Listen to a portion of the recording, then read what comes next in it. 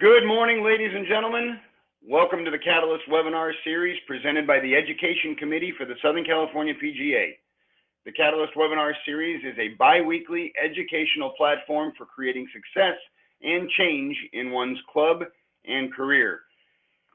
We say bi-weekly, but it's actually weekly now. The Catalyst webinar series is going on every Thursday at 8 a.m. Pacific. Want to introduce our speaker and presenter for today, Aaron Weintraub, mental skills coach. Coach Traub, as he is known, has been a full-time mental skills coach since 2006.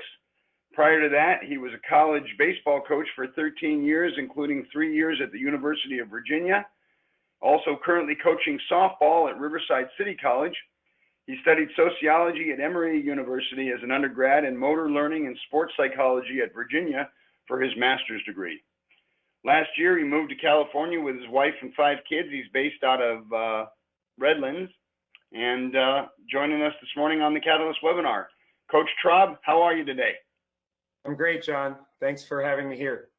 Thank you for being here. It's all yours. I'll be monitoring the question box. For all the attendees on this morning's Catalyst, any question comes up, feel free to fire it at me through the question box. Aaron has asked for all questions to be interjected during the presentation. We want to make it as interactive as possible. So anything comes to mind or you didn't catch something as we go, fire it at me in the question box and I will interject. Thank you, everybody. Thanks, Aaron. Take it away. Okay, thanks, John. Hi, ladies. Hi, gentlemen. It's an honor to be here and excited to share some information, stuff that I've picked up over the years about how to be mentally tough and teach the mental side of the game. I like the energy in the room, and we're all in our own rooms, so that makes it challenging. I've got a slideshow because hopefully that makes it a little bit more interesting for you.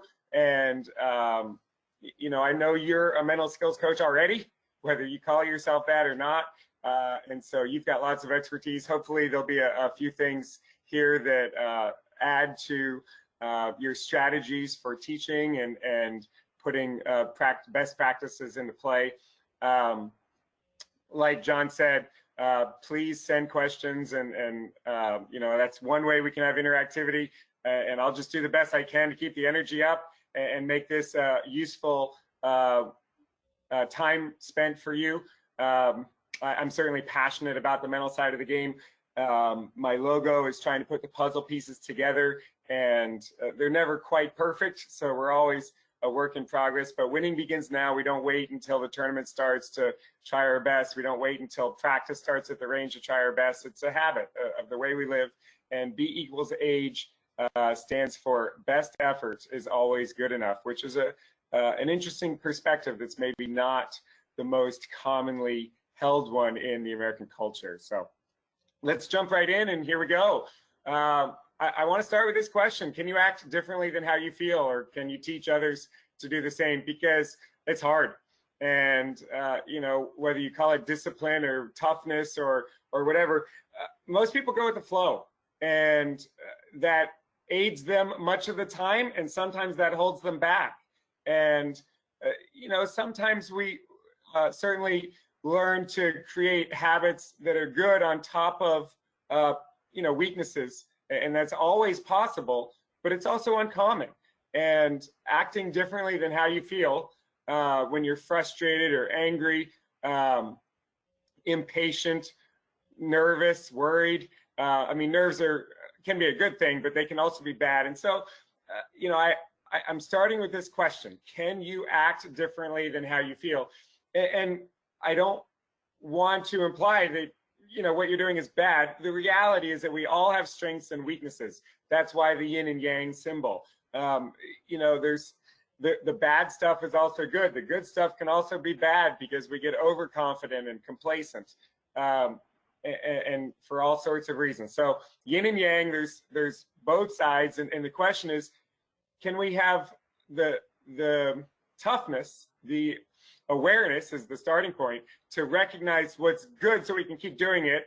Well, that's not so important, but if we're going to have the awareness to recognize what's bad so we can change it, then it is really important to have that awareness.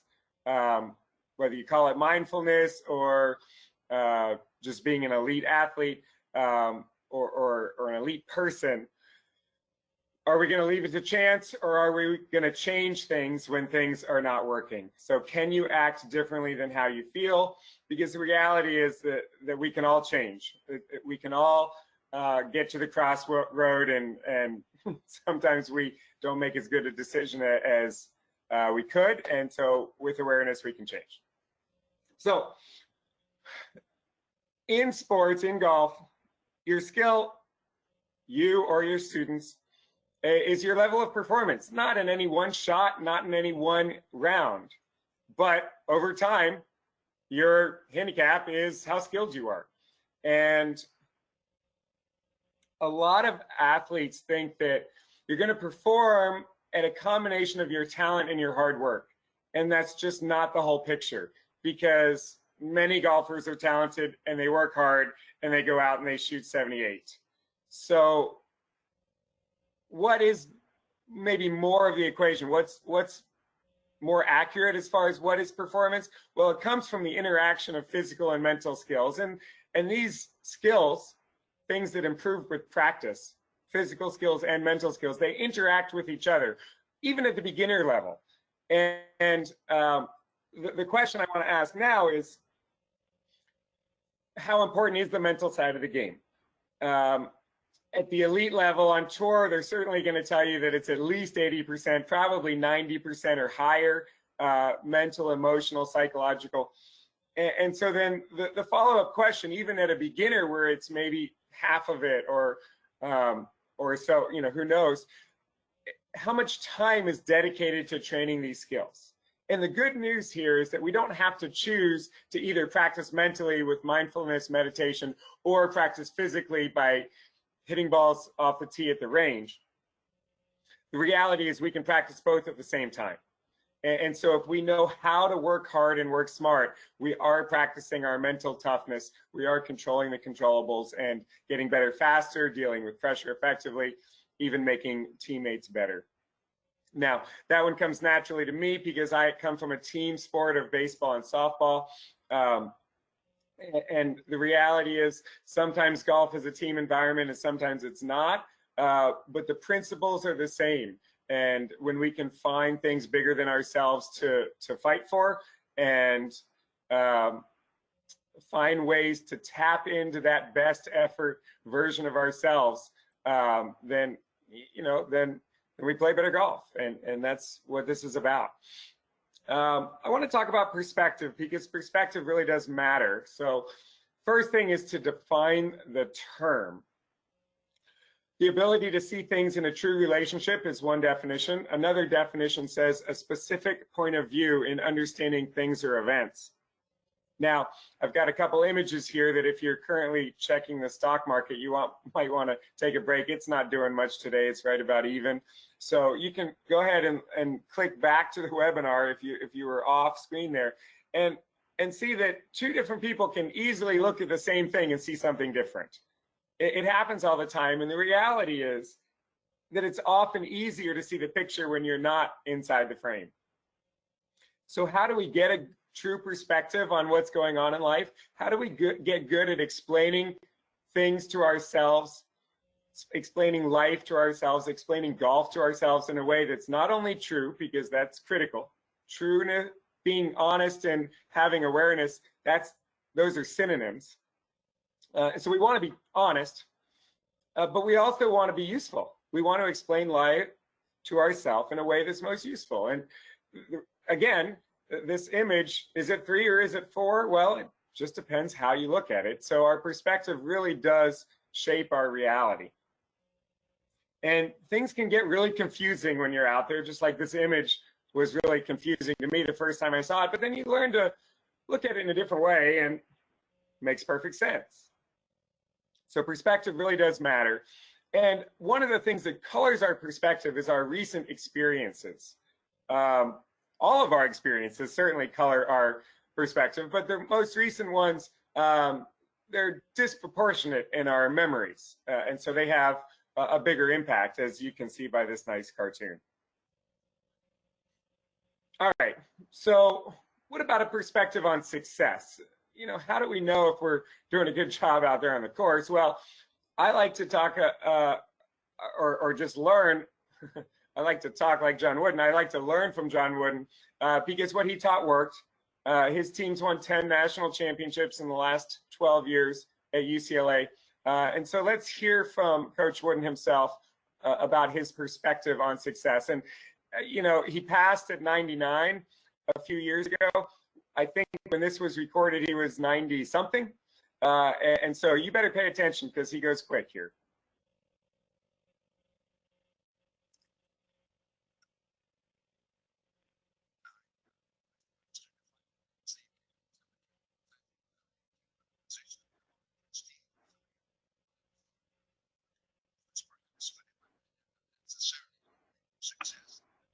Yeah, Aaron, we don't have the volume on that. Gotcha. Okay, then I'll give it to you. Thanks, John. He said, he found a poem that said, at God's footstool to confess, a poor man cried and yelled, I failed, but the master said, you did your best, that is success. And from that idea and others, he coined his own definition of success. He said he knows that the dictionary defines it as the accumulation of material things, possession, power, prestige. In golf, we think about trophies and accolades and the score. But the reality, he said, and what he taught his players was that success is the peace of mind that comes from knowing you did your best. So that brings up the question, how do you know if you did your best? If you want to get that peace of mind that maybe last week was called Zen, and maybe next week will be called something else. But if you want to find flow more often and compete effectively when you're not in the zone, when you want to give your best effort now, it's more than just trying hard. Now, trying hard is the foundation. And if you don't try hard, you've got no chance. And so being motivated is part of it. But what's all of it? Well, you know, I created this diagram to try to define it, and it's, you know, a little bit to it.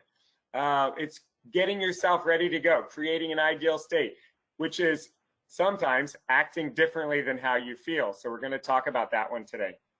It's committing to a plan of attack. You have to be totally committed to this shot. One of the ways to ensure doing that is to imagine the shape of the shot before you hit it. But you can't have doubts in the middle of your swing about what you want to do, right? You have to commit to the plan of attack. And then you have to focus.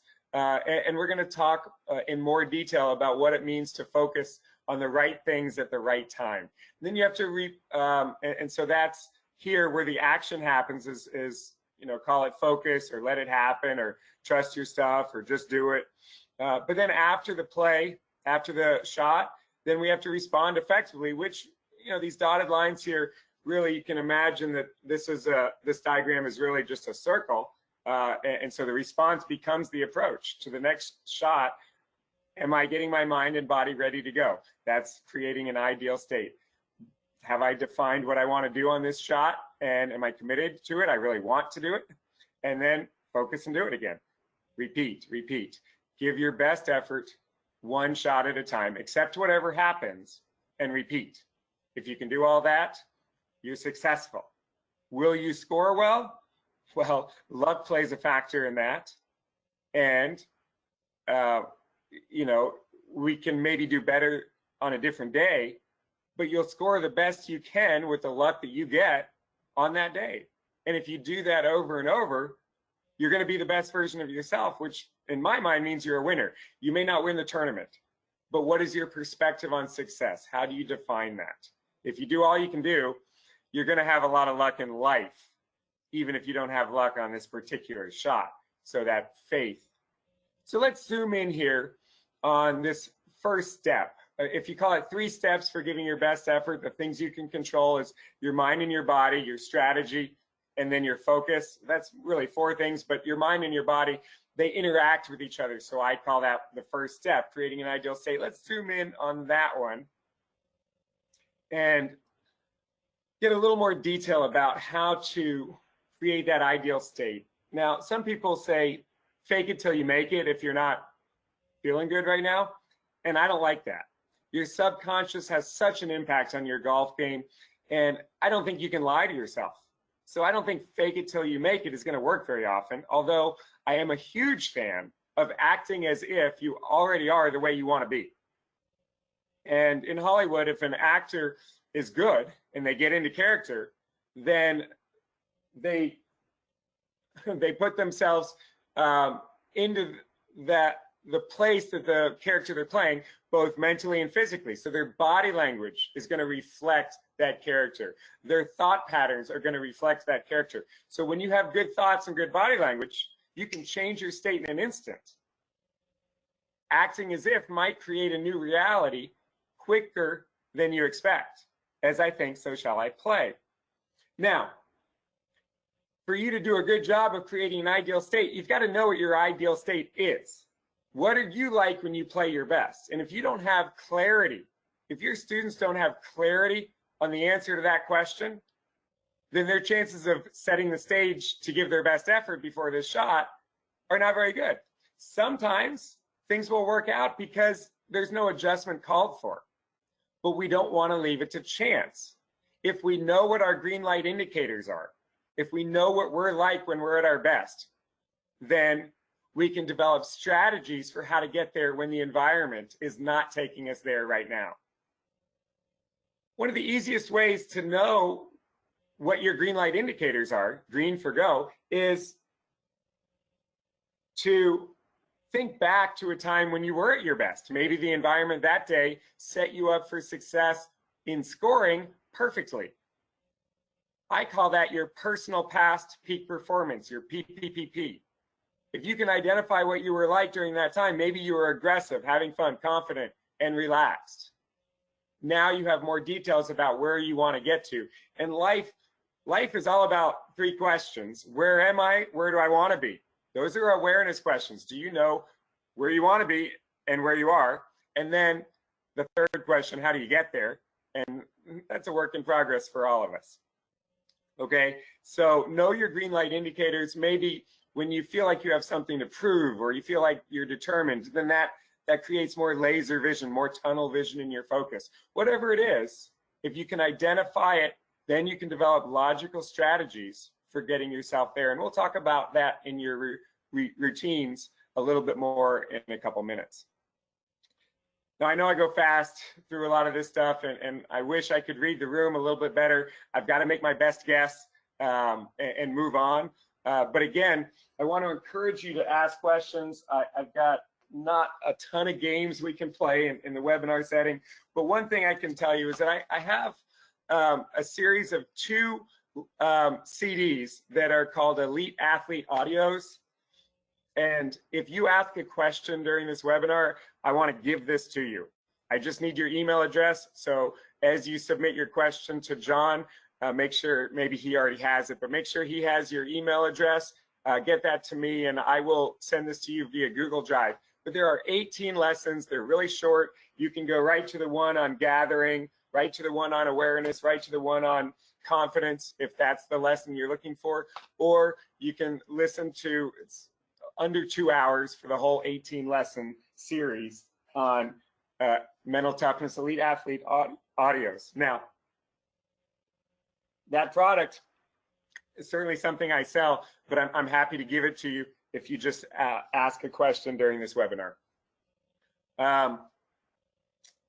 Okay, so perspective matters. And if you know yourself and you know your perspective on golf, and you understand what's your mindset, how do you look at tournaments and competition? What is your perspective on yourself? I mean, you can take a test like the Myers-Briggs, or you can just pay attention. You can do mindfulness meditation and learn more about yourself, whether you do that in the shower or sitting with an app, or there's an infinite number of ways to meditate. One of those perspectives, your mindset, as Dr. Carol Dweck calls it, is really important. And many of you have heard about a growth mindset. I want to define the terms, but here's the reality. We all have a fixed mindset sometimes. This fixed versus growth, it exists on a spectrum.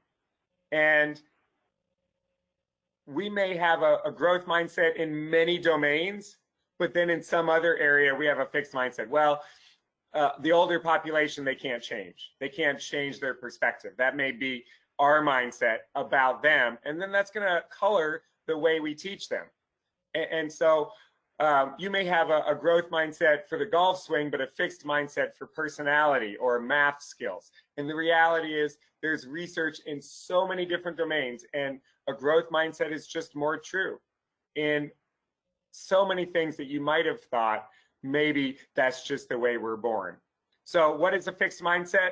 It's when people believe that the basic qualities like intelligence or talent are simply fixed traits. Therefore, they spend their time documenting their intelligence or talent instead of developing them. They also believe that talent alone creates success without effort. Okay, so that creates a lot of stress when it comes time to perform, because if you don't do well, that just means you're bad. Instead of, in a growth mindset, if you don't do well, that just means, hey, here's an area that we want to develop some new strategies and practice more. Because in a growth mindset, people believe that their most basic abilities can be developed through dedication and hard work. Brains and talent are just the starting point. This view creates a love of learning and a resilience that is essential for great accomplishments. Now, there's lots of neuroscience that's really interesting about how we learn. There's even a book by Benedict Arnold by that name, which I recommend, How We Learn. But one of the things we found about neuroplasticity is that anyone can learn.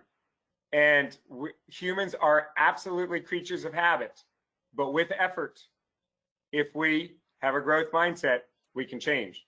Okay, so let's talk about word matters, because words matter. And if you're going to control the controllables, learning how to coach yourself effectively through the way. Hey, Aaron. Yeah. Real quick, how do you develop confidence without past success? How did we go to the moon the first time? We do similar things. We train, we prepare, and then we look at things with an optimistic explanatory style. That optimistic explanatory style consciously builds our confidence. So we may not have ever hit this shot, but we've hit similar shots in the past.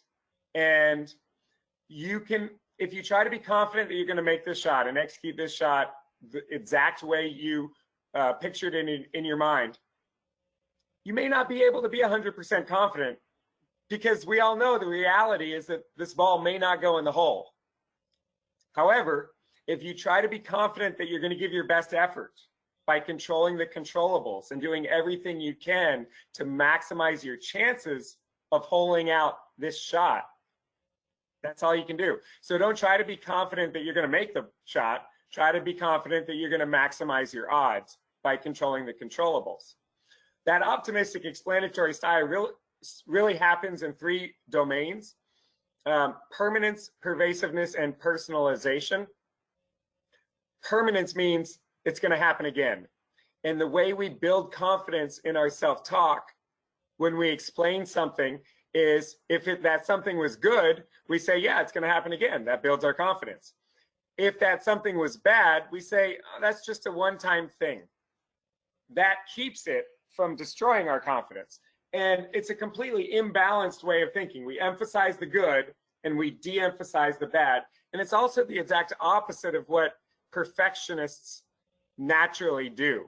So by having this optimistic explanatory style where we emphasize the good and de-emphasize the bad, we use our self-talk. We use our words to consciously build our confidence. So absolutely, it's easier when we have those good experiences. It's easier to emphasize good things when we have recent or very similar positive experiences, but it's not a requirement at all. We can't control the past, but we can control the way we think about it. And just to wrap up that thread, permanence is, this is going to happen again. Emphasize it if it's good, de-emphasize it if it's bad. It's just a one-time thing. pervasiveness is the transfer from one area to another. So if my irons are good, then my putting's probably going to be good too. But if my irons are bad, well, that's a different skill than putting. So I'm certainly not going to expect when I get on the green to putt poorly. Emphasize the good, de-emphasize the bad. And with personalization, it's because of me. Is the good thing because of me? Yeah. Is the bad thing because of me? Well, sometimes it is. And if it is, and we know it is, then it's not going to do us any good to try to lie to ourselves. And we don't want to deny responsibility, because then we would miss an opportunity for an adjustment. But sometimes the bad thing is not because of us.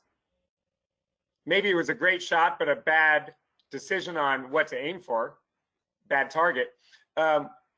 Sometimes we really don't know. And in that situation, if you got a bad outcome and you really don't know if it was my fault or not, you can prevent that decrease of confidence by saying, well, I'll think about that later. You don't have to analyze it now.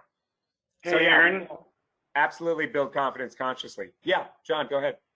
All right.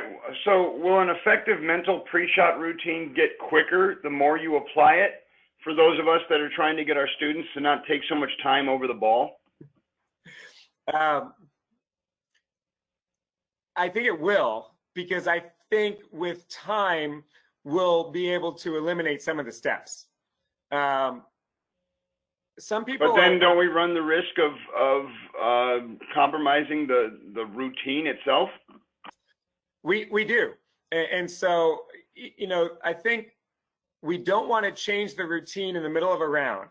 But I do think that after the round, taking some reflection and time to learn more about myself and more about the strategies I have in place to give my best effort, which is exactly what your routine is going to lead to adding steps at times and subtracting steps at other times. And often, as to your first question, it can also mean, well, I can do that step quicker. I can have that power phrase in 1 second rather than feeling like I need to say it 3 times. I can have that waggle in 1 second rather than feeling like I need to feel that perfect swing path, 7 times as I address the ball. So it's a never-ending process to figure out what works. But I do think that to the question, I do think it's accurate that with time, that routine gets quicker.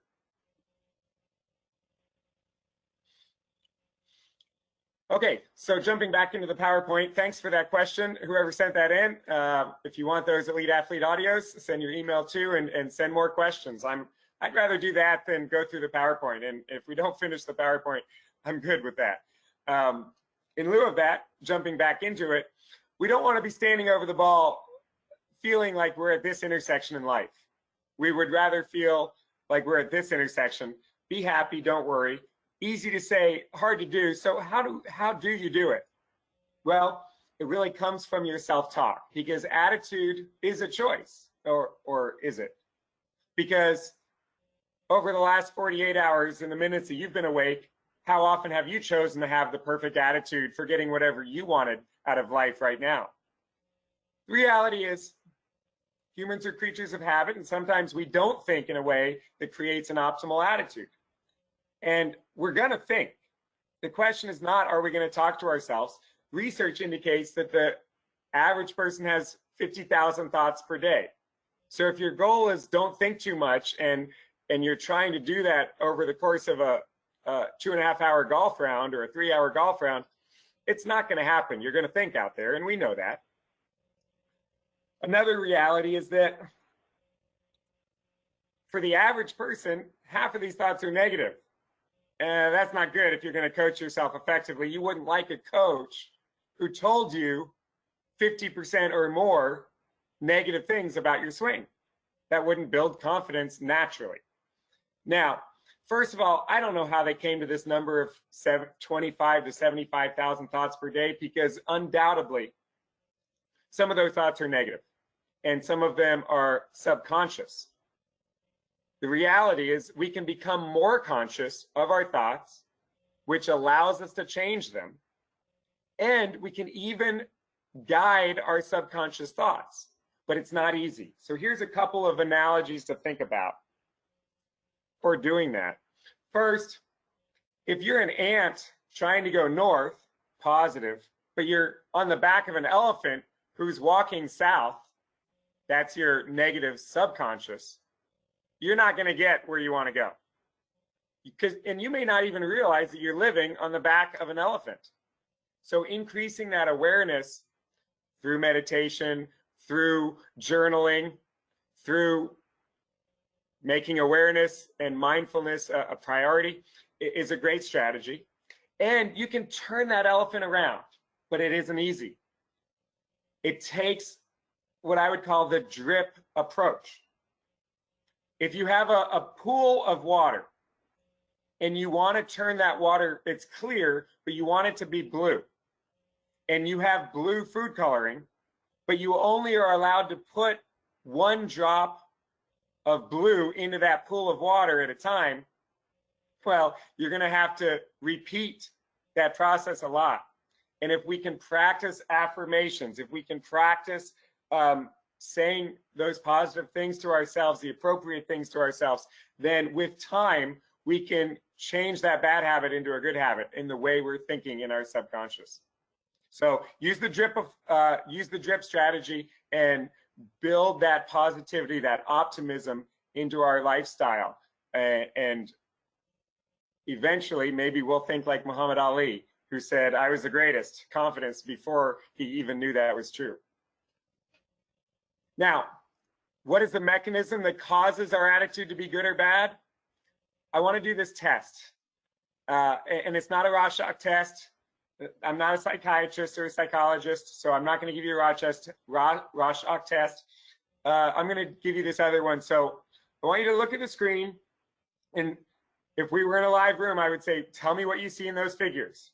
And you might say a sideways hat, a number one finger that you wear at the ball game that we're not allowed to go to right now, an arrow pointing down. And I would ignore that, because what I'm looking for is the person that says fly, because that's what I see in the figures, fly. Some of you already see it and some of you don't. So let me see if I can help those of you that don't. Now, do you see the word fly? It's written in big block letters, F-L-Y. A little bit easier to see when you add that line at the top and the bottom, but those are the same figures, F-L-Y. Before you saw the word fly, was it there? Absolutely. Just because we don't see it doesn't mean it's not there. My mentor, a guy named Harvey Dorfman, taught me that the bad stuff is also good, yin and yang, as long as it doesn't kill you. So death is bad in my perspective, but an injury, a bad shot, you know, I'm not saying it's not bad. I'm saying it's also good. And it's not bad to think about it as bad. It's bad to stay stuck in thinking about it as bad. And so if we can learn to get out of that indulgence in focusing on the bad and instead consciously focus on why that adversity is good, then we're going to control our attitude. This frame of reference of looking at the colored things on a white background is normal. Plus, I said Rorschach test, so that created the idea of creativity, which it didn't take creativity to see the word fly. Same thing if you've never seen the arrow in the FedEx logo, it's right here between the E and the X. And if you are happening to see that at the first time, I challenge you not to see the arrow between the E and the X the next time you see that truck on the highway. We can learn to look at the same old thing in a new way. So the question is, do you look at the glass as half full or half empty? Okay, let's get into some details about how our thoughts affect the tension. Aaron, I got a question revolving around that real quick. Yeah, go, John. Okay. Which key points or drills or thoughts would you recommend that we utilize and share with our much more regular recreational golf instruction clients? Say it one more time, please. Okay. Which key points, drills, or thoughts would you recommend that we utilize and share with our more regular recreational golf instruction? Yeah, so I think having having a discussion around how they're coaching themselves and what thoughts they use, maybe a final pre-swing thought, and you're going to pick and choose yourself. I'm trying to give you my best stuff. So in 45 minutes, you know, I'm taking 25 years of coaching and trying to give you my best stuff in this PowerPoint. But there's lots of other great information and great strategies, and individual differences are obviously indicate that different things are going to make a different impact for different people. So there's certainly not a stock answer to that question. But I do think that this list of bad words can perhaps be some of what you're looking for in this domain of self-talk. So I want to go through them quickly. I call these curse words. I think people think of four-letter words when they hear the term curse words. I think of words like can't and should and fail. Can't, well, if you believe you can't, you'll be right. If you believe you can, at least you might. I'm not is a sneaky version of can't. I'm not a good putter. Don't say that. I'm not a good putter so far in this round. Fine, that's an exception to the rule because that's simply reporting the facts. You haven't putt well today so far. But if you don't leave that so far, if you leave that so far out, if you say, I can't, and you leave out yet, then you're predicting that it's going to, the bad stuff is going to continue, and that's not the way we want to think. I need to make this shot. No, you don't. You're not going to die if you don't. I should make 3-foot putts. Well, you certainly could if you executed the putt better. But to say you should have reflects a cockiness that you understand everything about yourself in this green. And obviously you don't understand everything because you just missed that 3-foot putt. Okay, so should and supposed to, those are bad words. And we just want to say want to or could instead. This list I think is really useful for increasing awareness of our own self-talk. And again, journaling, reflecting, just increasing that awareness is a challenge. And that's why spending the time on mental skills training, it's very impactful, but it's more than a lot of people are willing to do. Okay, so I'm going to run out of time, and I want there to be more questions. So keep firing, John, with the questions. And I'll keep going, but feel free to interject anytime. Words matter, and the way we coach ourselves determines what we're focused on, if we're present in the moment or not. And so we don't, as we all know, want to think too much and get paralysis by analysis. We want to just have that target in our head. Now, you'll have to excuse me. I do have a baseball background. And so some of these words are baseball related, but we all know the busyness of the brain that gets in the way of flow, where we're thinking too much instead of picturing. But I want to get a little bit more specific because there's 4 dimensions of what we can focus on. And I think having awareness of these 4 categories is really useful. We can assess the situation, and at certain times, that's exactly what we should be doing out there when we play around. That's an external broad focus. Where are the hazards? Where are the targets? Where do I get in? Where's my target to get an uphill putt? Assess the situation, the wind, everything, the lie. So that's certainly appropriate at certain times. We don't want to still be doing that when we're standing over the ball. We can have a dimension of attention focused on what? Where we're thinking about how am I doing on the inside? And it is absolutely appropriate to check what I would call check your traffic light indicators. Am I in a good place, ready to address the ball? We can analyze our internal state.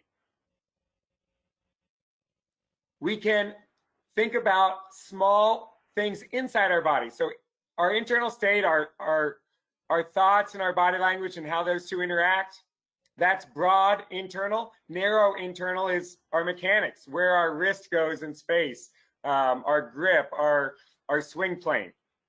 And that's appropriate at certain times, although not too often when you're out there during a tournament. And then where we want to be when we're hitting the ball. Every shot is narrow external, performing a skill. We want to be looking at the point of contact on the ball. Right before that, we want to look at our target one last time. We want to have that clear mental image of what we want it to happen. That's a narrow external focus, what we're looking at, blocking out everything else. Easy to say, hard to do, but with practice, we improve. And if we don't have clarity on these dimensions, then it's hard to know when to think about what. And if we leave it to chance, sometimes we won't be thinking about the right thing. Oops, wrong button. Excuse that. Okay, so let me go back one more. If the goal is to not think too much, I want to challenge you to not think about a pink elephant for 3 seconds. Just don't allow the image of a pink elephant into your head. It's hard to do. If you think to yourself, don't hit it in that hazard, the communication mind to muscle is hit it in that hazard. You may over adjust, but you're focused on the wrong thing.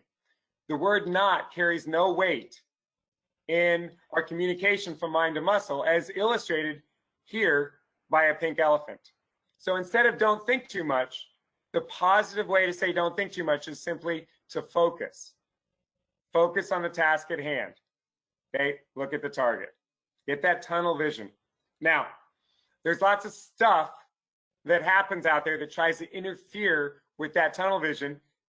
Inevitably, what I'm saying is that the poop will hit the fan. When it does, do you know how to flush it? Do you know how to have a response that lets go of that bad stuff so that your confidence doesn't go down, so that your internal state stays aggressive and positive? Well, the flush button is some version of, I can't change that, so let it go. The flush button is some version of WIN, which stands for what's important now. The reality is the more you practice saying flush at what's next, the better you get at it. So practice it often. And the corollary to that is sometimes it doesn't work. When that's the case, you need a plunger, right? If you stay with this analogy. And the plunger is forgiveness. You can even put one of these toilets in your bag, and when you're really pissed off, you can squeeze it because it's a stress ball. But then read it, because it says forgive, nobody's perfect. And you can put that 2 words, nobody's perfect, into your gathering routine to help you flush it after a bad shot. Because your instincts may not be helping you in that moment, so you want to act differently than how you feel.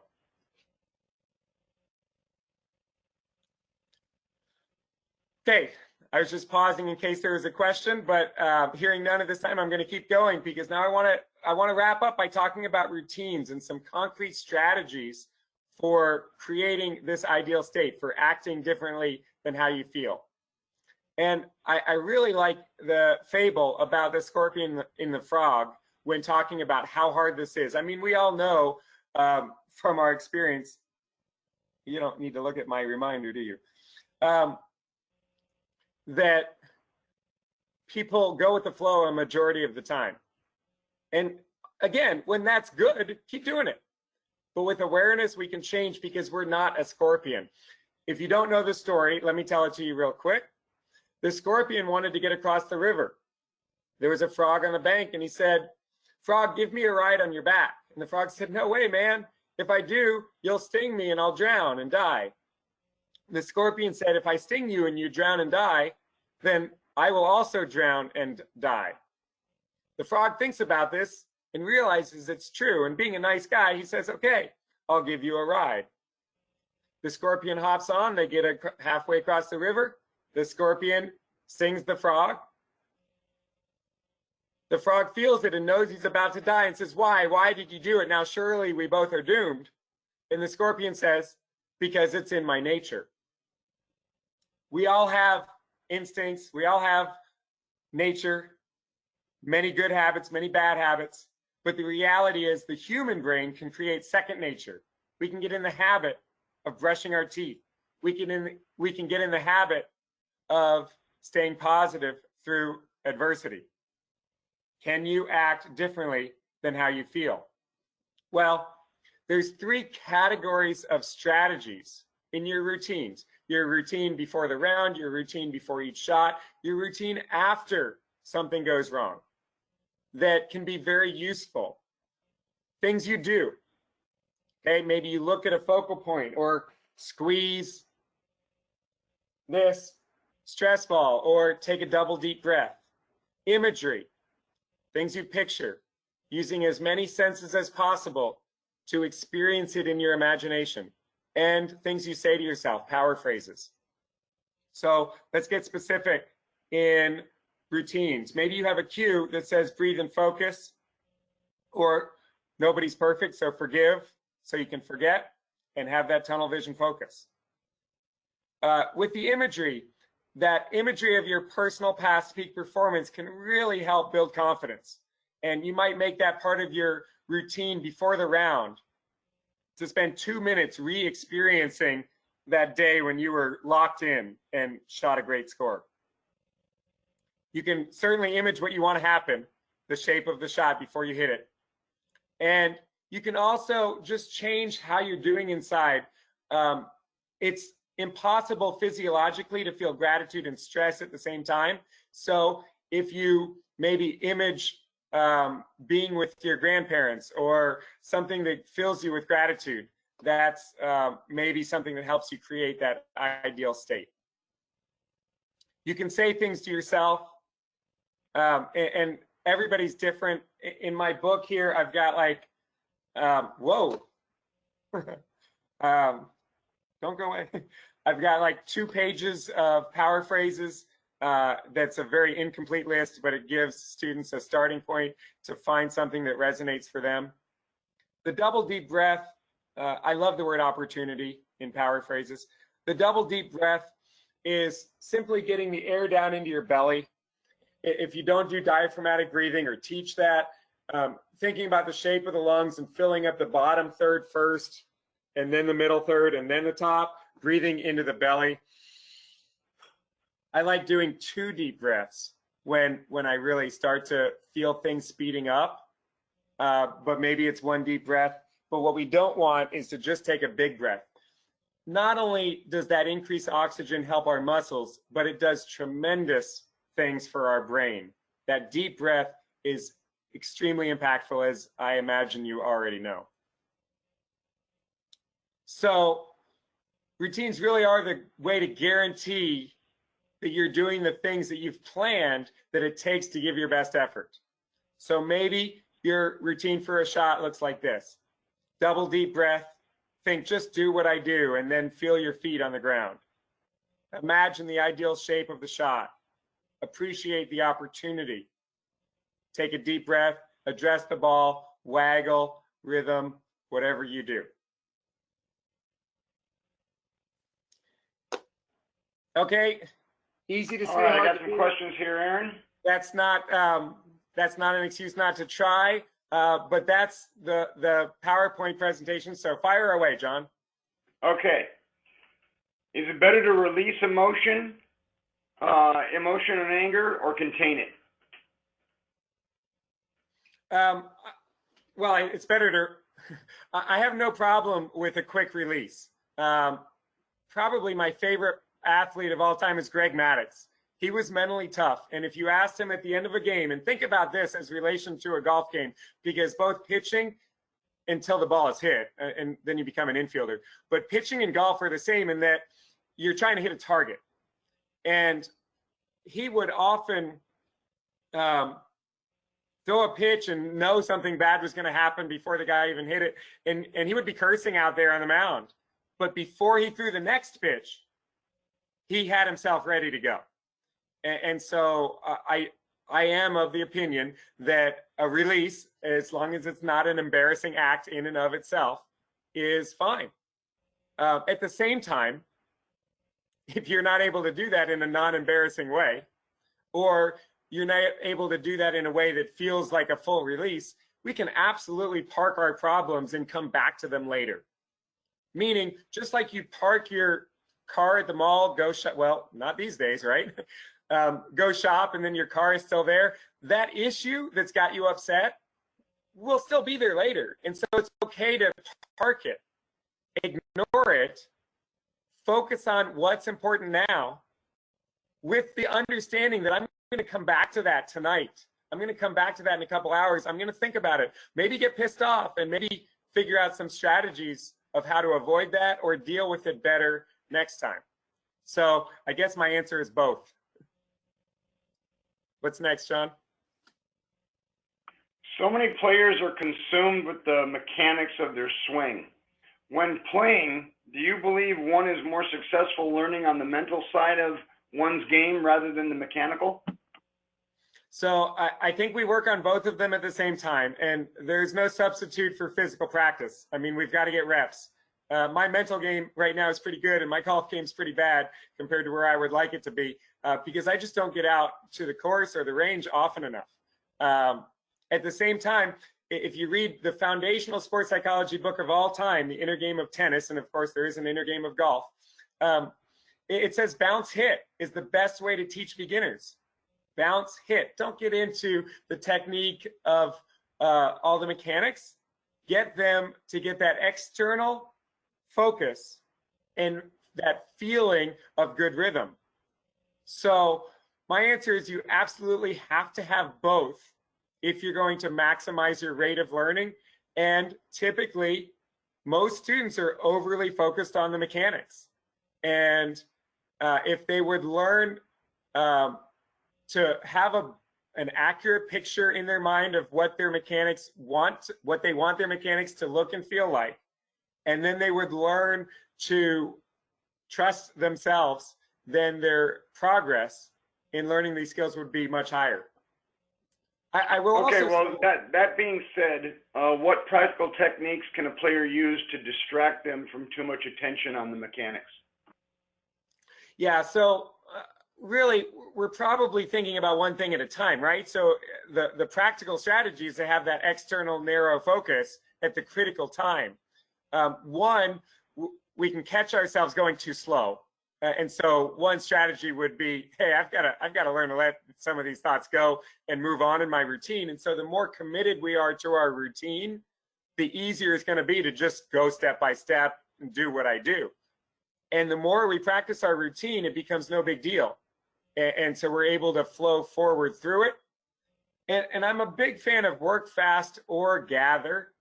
If we're way off track, we should give ourselves more time to gather. And that's a great strategy for also working fast the rest of the time. If you're a little off track, use a short version of your gathering routine. If you're a lot off track, use the medium length. The long version is too long. We can't use that out there on the course. That's where we naturally drift back to being ourselves. And that's the whole goal, is to be poised as we stand over the ball. And John Wooden defines poise as just be yourself. If you can say the goal is to be the best version of ourselves, but it's really just being who we're capable of being. So work fast or gather.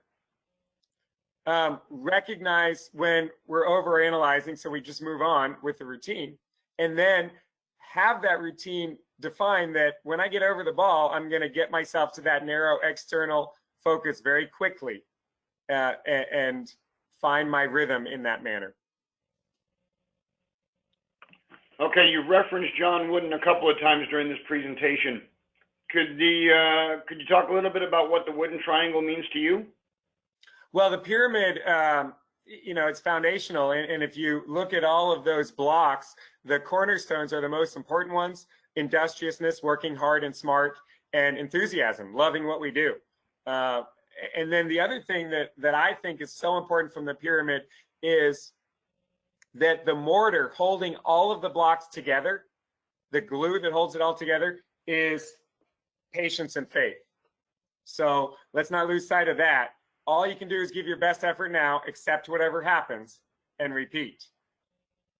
Now, I want to go to this next slide because I haven't done much advertising. I don't like to do a lot of advertising. I'm not a very good marketer, but I'm going to jump in here and just mention a couple things while I've got a minute or two left. One is these elite athlete audios. You can see them here on my website: success, confidence, attitude, focus, courage.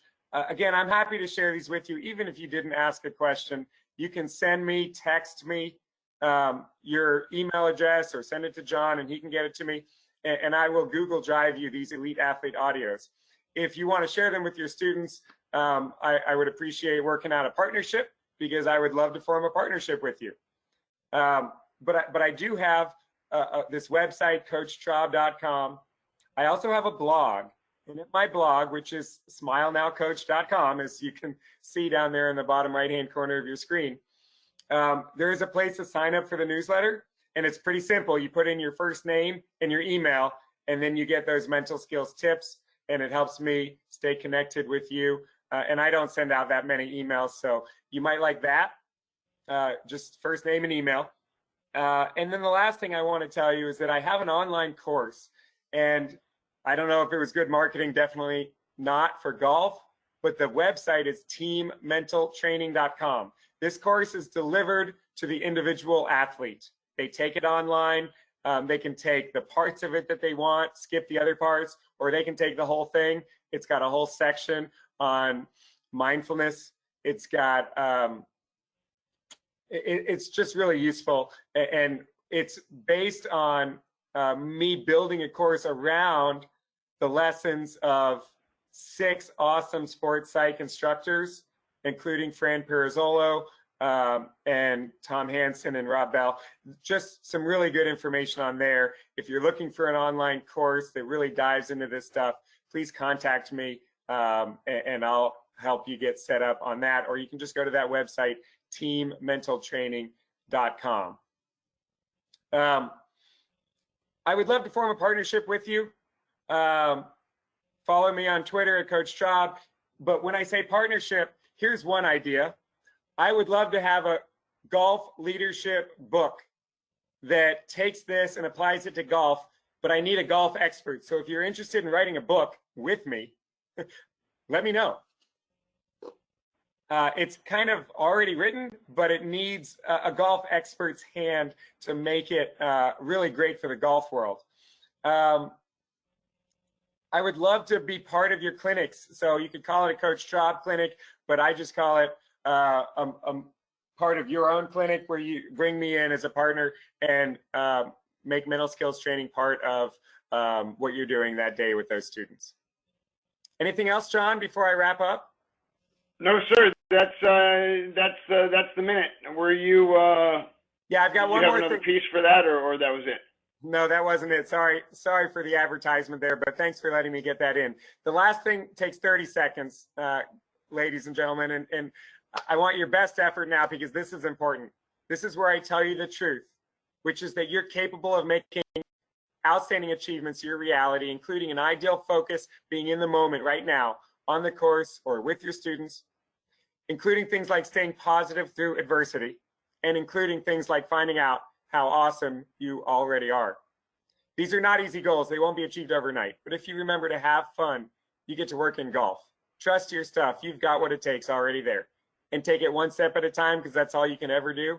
If you remember all that, you are well on your way. Thank you, guys. Thank you, Coach Traub. We appreciate your time and expertise in presenting to the section this morning. For all the members on the call this morning, as many of you are aware, we are not requiring the Catalyst quiz any longer for the MSR point awarding for the members that are on the live call. However, for those that aren't there, we do have the quiz linked to the recording, the YouTube recording for this morning's Catalyst, on the SCPGA landing page. I want to key everybody in that next week, in light of the COVID-19 pandemic, we are doing the Catalyst webinars every week.